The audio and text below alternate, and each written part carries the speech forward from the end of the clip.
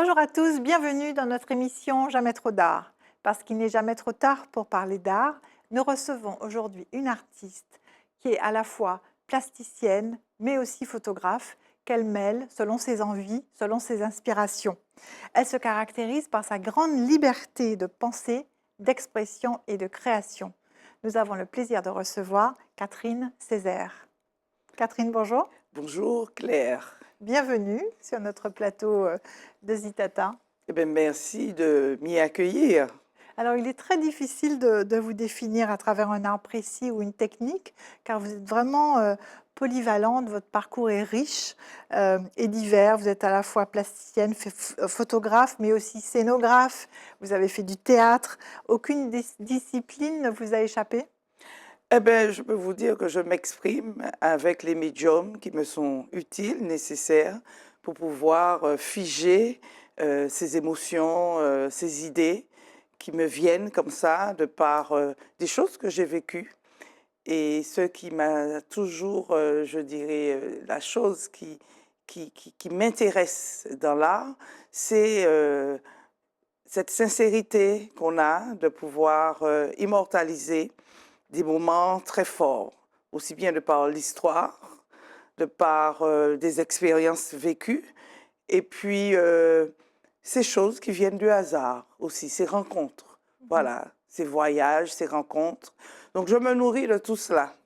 Et quand j'en ai envie, comme vous l'avez dit, j'ai cette grande liberté de pouvoir m'exprimer quand j'en ai envie, de montrer aussi quand j'en ai envie. Alors, vous êtes né à Fort-de-France, vous vivez et vous travaillez en Martinique, vous avez fait vos études à l'ERAPT, qui est actuellement le campus caribéen des arts. Et puis, vous avez obtenu donc votre diplôme national supérieur d'expression plastique. Est-ce que ça a toujours été une évidence pour vous d'exercer dans l'art? Alors, vous savez, très jeune, alors je viens d'une famille d'artistes, mon père est musicien et ma mère aussi, musicienne, même si cette génération a fait qu'ils étaient tous les deux enseignants, puisque bon, c'est une génération où il ne fallait pas parler de vivre de son art. Donc, j'ai été bercée par cette éducation très moderne. Mes frères sont musiciens. Et quand j'ai eu à dire à mes parents que je voulais en effet pratiquer les arts plastiques, entrer dans cette école d'art, eh ben, je pense qu'ils étaient même heureux que je puisse faire. Ils ne s'y ont jamais opposés. Opposé. Donc, ils m'ont permis d'être dans cette école les 5 ans. 5 ans, c'est pas rien. Donc, il y a des amitiés qui ont eu à naître. Et ce terme expression plastique veut dire qu'on ne se cantonne pas seulement qu'à un seul médium. C'est ce qu'on Donc, disait j'ai tout à l'heure. appris la peinture, la sculpture, j'ai appris à faire du papier, j'ai appris la photographie avec un professeur émérite, René Maran, voilà, qui a été mon professeur de photographie, avec qui j'ai vécu des moments très intenses où il nous amenait dans les bars et il nous disait que l'esthétique n'était pas forcément dans ce qui était beau au premier degré. C'est ça. Donc, il nous emmenait dans des bars où il y avait effectivement ces visages, je dirais, oui, abîmés.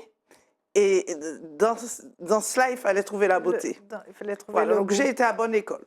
C'est ça. Alors, en parallèle, vous vous formez à l'art dramatique et vous Oui, entamez des travaux de recherche sur le thème art plastique et espace théâtral. oh Et oui. vous découvrez une nouvelle passion à travers le théâtre. Eh bien, toujours grâce à mes enseignants de cette école, eh bien, je me rappelle de ce moment où on nous y est amené au théâtre de la Soif Nouvelle. Et là, je découvre le monde théâtral grâce à, oui, à la scénographie. Donc, tout de suite, je m'y intéresse. L'art du masque, l'art de pouvoir embrasser l'espace avec ce qu'il faut pour magnifier une pièce. Et de la scénographie aux éléments de décor, aux accessoires, eh bien, le jeu m'intéresse. Je ne fais jamais les choses à moitié. Ouais. Donc, pour encore mieux comprendre ce que c'est que l'espace, le design d'espace, la scénographie, eh bien, j'ai besoin de faire naître ces mots, de pouvoir jouer, interpréter. Et c'est ce qui fait que l'un s'imbrique dans l'autre tout ce qui est art visuel et art vivant. Donc pour moi, c'est totalement complémentaire. Qu'on ne puisse pas me dire, tu es comédienne ou plasticienne, pas du tout. Vous C'est les mêlez les deux. deux. C'est les Absolument. deux. Alors, il y a Voilà. une autre dimension aussi dans votre parcours qui est intéressant, c'est votre intérêt pour la diffusion de l'art à la Martinique. Et vous avez donc créé une galerie d'art, la galerie Coco René Corail, que vous avez Oui. dirigée pendant plusieurs années. Oui. Pendant 8 ans, de 1990 à 98, c'est aussi une très belle aventure avec un groupe d'amis plasticiens. Il fallait un lieu qui soit dédié à, à l'art qui, en effet, jusque-là, ne pouvait s'exposer que dans des halls de conseil général, une bibliothèque Schellcher, un hall de préfecture. Il n'y avait pas encore tous ces magnifiques espaces D'exposition. actuels. Là, nous sommes quand même dans les années 80, 90. Et en effet, se pose la question, mais où peut-on exposer des installations, des choses qu'on n'a pas l'habitude de voir? En étant étudiante, j'écris ce projet de galerie d'art qui soit dédié à l'art contemporain. Et je peux véritablement faire naître ce projet grâce au Centre dramatique régional. Donc, Elie Pénon, à l'époque directeur du CDR, me fait confiance. Et la galerie Coco René Corail naît. Pourquoi Coco René Corail? Parce que c'est un personnage Ouais. pour moi emblématique. Ouais. Et je considère que c'était vraiment une évidence que de donner son nom, de son vivant, à cette galerie d'art. Donc, ça a été de très belles années. Et je peux vous dire qu'à un moment, je me suis posé la question, mais qui consomme l'art? Oui, Et qu'il fallait former ces futurs consommateurs c'est ça. d'art. Et c'est comme ça que vous faites le lien avec votre métier, Oui, votre autre métier, tout à qui est fait. professeur. Oui, Et je vous deviens, devenez voilà, professeur d'art plastique. je deviens professeur. Ça a été mon premier poste. Mon premier poste, c'est tout un symbole parce que Serge Goudin-Thébia occupait le poste de professeur d'art plastique à Beauséjour et il commence cette maladie. Et c'est son poste que j'occupe et je ne pourrai jamais l'oublier. Il m'a laissé des archives incroyables, tous ses cours, Ouais. tous ses livres pédagogiques. Et c'est mon premier poste, le poste de professeur d'art plastique au Collège Beauséjour. Et puis vous enseignez, vous devenez aussi professeur d'art appliqué. Alors, je deviens professeur d'art appliqué grâce à une rencontre. Je rencontre le designer Vincent Niamien. Je peux vous dire que je ne connaissais pas grand-chose au niveau du design. Et là, c'est comme une révélation, l'esthétique au service de l'utile. Et donc, puisque les arts plastiques, c'est l'art pour l'art. Et là, je vous avoue sincèrement, oui, je m'initie, je me cultive. Et j'avoue sincèrement que ça m'intéresse de plus en plus. Et je deviens professeur d'art appliqué. Et je me dis qu'en quelque part, c'est une façon de toucher cette jeunesse, leur faire comprendre que tout ce qu'ils utilisent, tout ce qu'ils consomment, doit avoir une esthétique. C'est ça. Voilà, Vous les initiez au beau, au à beau. l'esthétique. Voilà, tout à fait. Alors, pendant tout ce temps, vous avez continué à produire des œuvres et vous avez eu plusieurs périodes. Oui, Une première période que vous appelez Ombre et Lumière, oui, avec de la peinture, la foudre, la peinture tellurique, un peu cette, oui, tout à fait. cette période-là. Oui, Une deuxième période que vous appelez Danse avec les soleils océaniens et une troisième période, Les dieux retrouvés. oui, Et donc, on ne peut pas rentrer dans le détail de toutes, oui, mais bien est-ce sûr. que vous pouvez nous dire le fil conducteur qu'il y a entre ces différentes périodes et est-ce que vous voyez une évolution? Eh bien oui, c'est-à-dire que la première période, ombre et lumière, magma, esprit tellurique, c'est encore des dualités entre certaines forces de la nature, le volcan, nous sommes des enfants du volcan, l'océan, donc il y a ce magma de couleur, cette captation de la lumière, et donc le geste, il est important, la matière aussi. La couleur, j'aime beaucoup la couleur, j'aime beaucoup la matière. Et donc, je m'exprime avec... oui, j'avoue sincèrement que pour moi, c'est cet esprit tellurique qui m'a toujours habité, qui s'exprime dans ces peintures. C'est ça. Et alors, vous êtes aussi passionné par les arts premiers Ah oui, et vous oui, oui. avez amené plusieurs objets. Oui, parce que je découvre l'Afrique en 1984. Mhm. Ça ne va pas me rajeunir, c'était pour mes 18 ans. Donc, je découvre l'Afrique, je découvre le Sénégal, je découvre la Casamance, qui ressemble beaucoup à la Martinique, je découvre Gorée. Et j'ai vécu cette Afrique, parce que certains découvrent l'Afrique dans les livres, mais moi, je l'ai vécu à mes 18 ans. Mhm. Donc, en effet, là, ça me bouleverse énormément. Et j'ai l'impression d'être happée par des choses qui sont, je dirais, communes, hein. Et cette révélation fera que par la suite, je suis véritablement, je me remets en question. Il y a une remise en question. Il y a une remise en question où je n'avais pas de forme, de silhouette dans ce que je faisais, il n'y avait pas de corps. Et là, les corps s'expriment dans ma peinture. D'où cette série, La danse des dieux et des déesses. Donc, ces dieux et des déesses qu'on ne voit pas, mais je leur donne des corps, des silhouettes. Mhm. Ils jouent, ils dansent. Ils sont, c'est pas comme on dit le sexe des anges, on ne le voit pas. Ben là, ils sont vraiment, ils ont des sexes et ils s'expriment, ils s'accouplent. Et là, c'est toute une période de l'art du sacré avec ses croyances animistes. Et ça rejoint tous ces contes et légendes que j'ai eu à entendre depuis mon enfance, hein. Mon père était un féru des contes et légendes des Antilles. Donc, tout ce bestiaire est en train de s'animer dans mes toiles avec des formes hybrides, mi-humain, mi-animal. Et c'est tout ce que j'ai appris, tout ce que j'ai absorbé, eh bien, qui s'exprime. C'est ça. Alors, vous avez eu une rencontre, une révélation hein, quand vous avez découvert le village Ngata. Oui.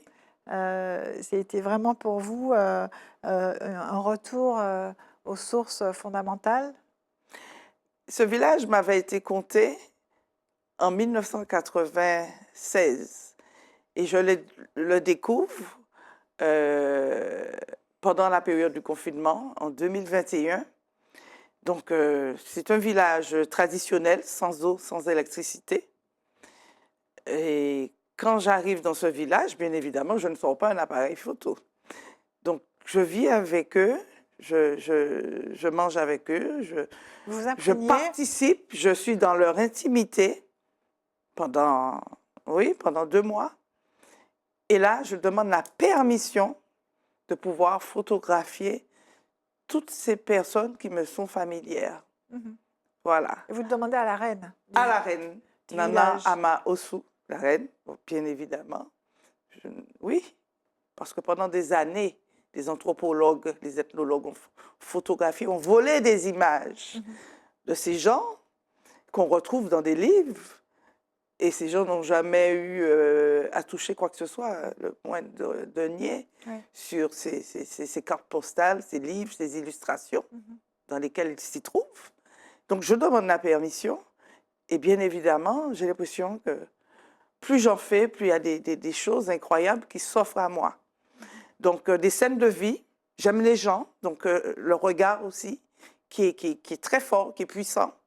Comme ce petit garçon que j'appelle le voleur d'orange, Oui, vous qui est nous avez stoppé. amené quelques photos. Oui, Hein, c'est de voilà, cette tout à période. fait. Hein. Absolument. Donc, et le noir et blanc, c'est une manière de figer l'instant, L'instant. le temps, puisqu'on voit le monde en couleur, hein. Mhm. Donc, c'est déjà, en quelque part, oui, avoir un acte créatif Ouais. sur ce qu'on a capté. Voilà. Et puis, j'aime les contrastes, comme ce jeune homme qui porte un enfant à son dos. Qu'on voit ici. Absolument. Et qui a un short Gucci, donc la modernité, les contrastes de peau. C'est son fils qui est beaucoup plus clair que lui. Oui. Donc j'aime ça, j'aime les choses qu'on n'a pas ordinaires, qu'on n'a pas l'habitude de voir tout le temps. Mais ce qui me marque, c'est ça la magie de la photo. À une époque, quand je faisais de l'argentique, Eh bien, la magie, c'était dans les bassins de révélateurs. On découvrait la photo. Et là, j'en ai fait plus de 950. Et quand on revoit les photos, on se dit, eh ben, j'avais fait cette photo. On les redécouvre. Et c'est vrai que, bon, rien n'est prémédité. Il n'y a pas de mise en scène. Mais sincèrement, ces photos ont été prises pendant quelques jours où je n'étais pas un étranger. Je n'étais pas un étranger, une étrangère, là où ils vivaient. Donc, ils se sont laissés prendre en photo et je crois que Et c'est alors, vraiment pour moi et vous continuez à y quelque chose. retourner. Chaque Vous, année, vous y retournez chaque année. chaque Et vous année, continuez à les photographier. chaque année, avec des thématiques différentes. Mhm. Donc là, c'était le village, à Kandy, de Ngata Dolikro. Ngata Dolikro est un village de bijoutiers. Mhm. Voilà, de la Côte d'Ivoire. C'est un village baoulé qui se trouve entre Bouaké et Yamoussoukro. Et donc, il y a les bijoutiers qui travaillent. Tout le monde a une tâche. Les enfants ont effectivement l'heure pour s'amuser, l'heure pour travailler, l'heure pour pouvoir effectivement se baigner. Et dans ces scènes de la vie quotidienne, on retrouve un moment de pause. Mhm. C'est-à-dire le matin, ils sont partis au champ, ils sont revenus et c'est le moment où les mamans vont faire la cuisine, les enfants vont se retrouver dans des bassines à se baigner puisqu'il n'y a pas d'eau courante. On économise l'eau. Donc tout cela aussi, ça m'apprend. Ce sont des leçons de vie Oui. où je me dis, mais vraiment, quand je retourne chez moi, eh bien, j'ouvre le robinet moins souvent, je ne le laisse pas couler comme Oui. ça. Je me rends compte de tout ce que nous avons de précieux, de tous ces privilèges que nous avons en Martinique. Oui. Et la pluie chez eux, c'est une bénédiction. Oui. Chez nous, quand on a de la pluie, on n'est pas très heureux, Oui. on sort un parapluie et Oui. puis on grogne, quoi. On Oui. se dit c'est quand le soleil et eux, la pluie pour eux, c'est une bénédiction. Oui. Alors, une autre de vos caractéristiques, c'est que vous écrivez des textes pour chacun de vos tableaux, de chacun Oui, de votre expression. Et je vous propose de nous lire un extrait, justement, de textes que vous avez fait pour cette série de photos dans ce oui, village. oui, avec plaisir. Nous y sommes enfin à Ngata Dolikro. Des gamins experts en maniement de brouettes se dépêchent de récupérer les bagages et nous voilà dans un nuage de poussière interminable. Je découvre le village en couleur sépia. Je suis dans un rêve. Le temps est suspendu, la magie opère. Je suis là où je me trouve. Sans être dépaysé, étonné, bien plus que cela, c'est le début du commencement et je souris à la vie. Formidable. Merci beaucoup. Donc, c'est dans cet ouvrage qui retrace un peu une partie de vos célébrations Tout photographiques à fait.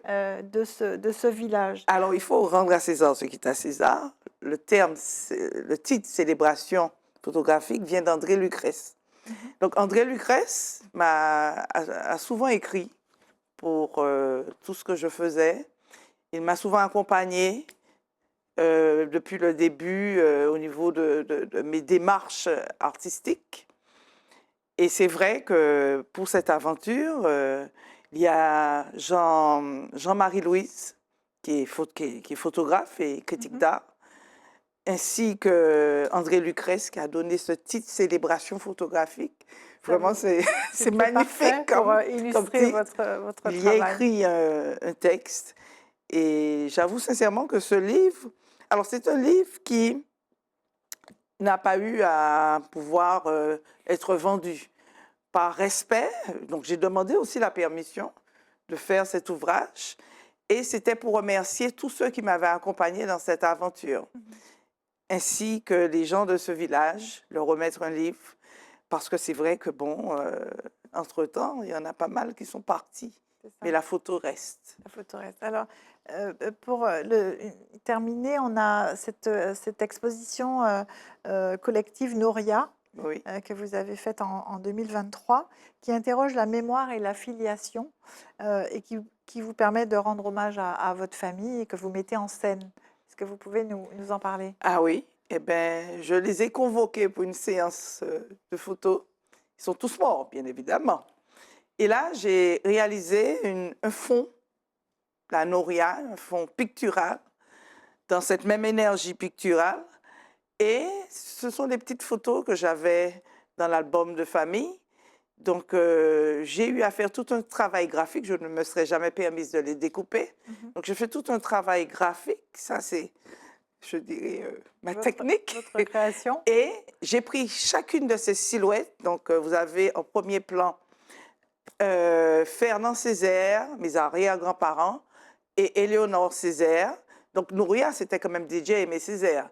Donc, ce sont les parents d'Aimé Césaire, les parents de mon grand-père Omer et de tous mes oncles et tantes, puisque c'est une fratrie de 6 enfants. Mhm. Et donc, effectivement, ça m'a permis de les réunir tous à une séance photo où j'ai mis leurs silhouettes sur ce fond pictural. Et là, mon appareil sur un pied eh ben, a eu à pouvoir les immortaliser. Voilà. Et cette souche que vous voyez, puisque l'œuvre s'appelle souche, donc eh ben, c'est une souche de bois qui rappelle les liens, la fratrie. Voilà. Et c'est une installation. Donc, réaliser cette œuvre, parce que je suis très discrète au niveau de ma famille, eh ben, je peux vous dire que ça a été l'occasion de leur exprimer, puisqu'il y a des poèmes d'Aimé Césaire pour chacun d'entre eux, des poèmes que chacun d'entre eux affectionnait. D'accord. Les poèmes n'ont pas été choisis au hasard. Il y a même des poèmes qui ont été écrits pour eux, spécifiquement pour eux. Et donc, ce moment, eh ben, je dirais ce moment qui est suspendu, oui, Oui, oui, et les retrouver comme ça à la verticale alors qu'ils ne sont plus. oui, c'est ça. Vous Voilà. leur rendez un bel hommage à travers Alors, cette expo. c'est du théâtre aussi. Oui. Et c'est là que je me rends compte que le théâtre m'a toujours nourri, habité. Donc, peinture, théâtre, et là, on a une scénographie. Donc, ce genre de scénographie, eh ben, j'y suis à l'aise puisque je pratique les deux. C'est ça. Écoutez, merci beaucoup. Merci Catherine. Je vous propose d'écouter Marilyn Psyché qui va parler de votre travail dans notre rubrique Parole d'expert.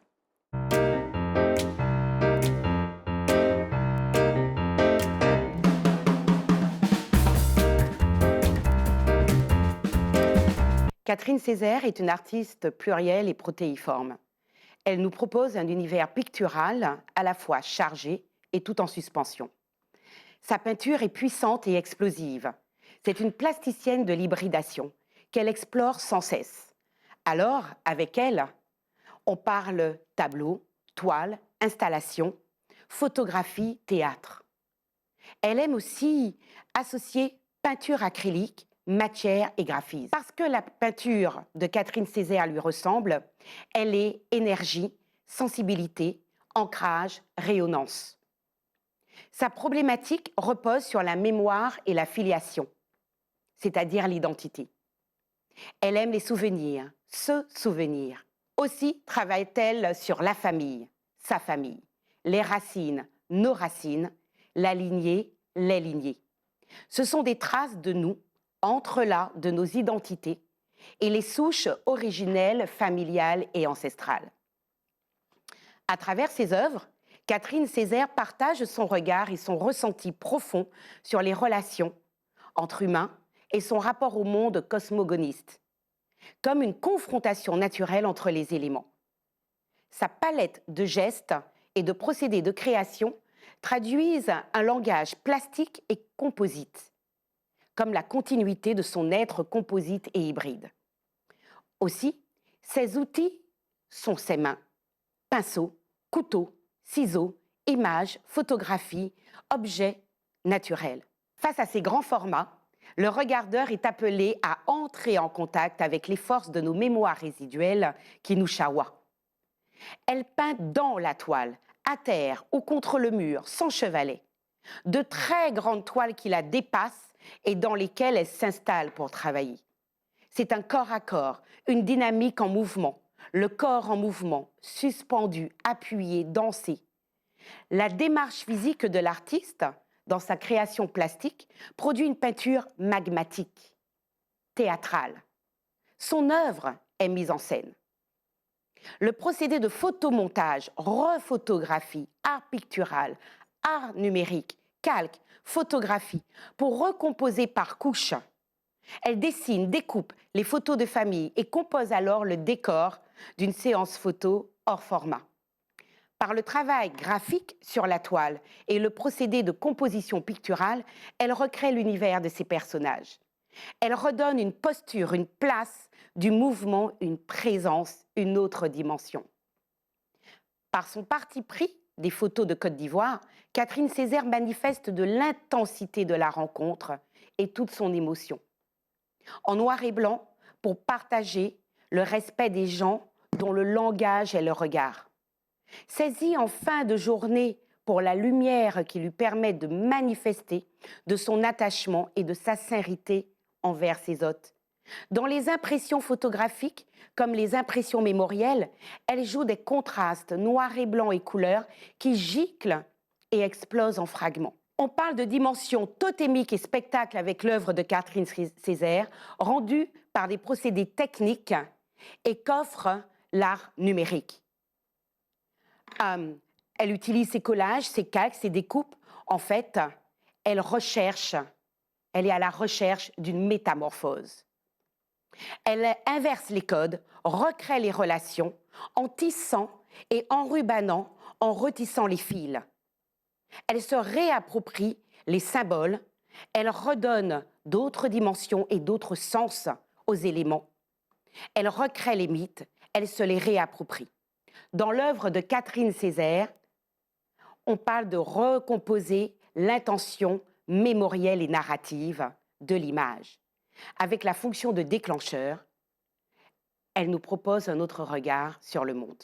Merci beaucoup, Catherine. Merci pour cet échange. Est-ce que vous avez envie de conclure et de transmettre quelque chose à nos spectateurs? Eh bien, simplement leur dire que j'aime les gens, j'aime la vie. Et pour moi, c'est du plaisir de pouvoir partager avec eux toutes ces expressions. Et que, oui, j'espère que c'est une façon oui, de pouvoir voyager à travers l'art. Voilà, et il n'est jamais trop tard. Très bien. Il n'est jamais trop tard pour parler d'art. Vous faites une très belle conclusion. Merci beaucoup, Catherine. Voilà. Merci, chers téléspectateurs, de nous avoir suivis. Je vous donne rendez-vous pour un prochain épisode de Jamais trop d'art pour découvrir un nouvel artiste. À bientôt.